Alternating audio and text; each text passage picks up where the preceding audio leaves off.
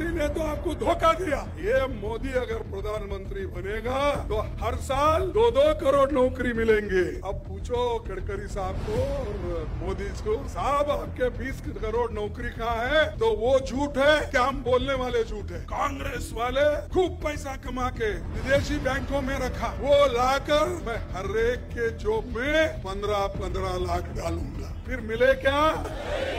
तो कौन झूठे हो गए? मोदी झूठे। किसान भाइयों, मैं आपकी आमदनी दुप्पट कर दूंगा। होगा किसानों की आमदनी दुप्पट?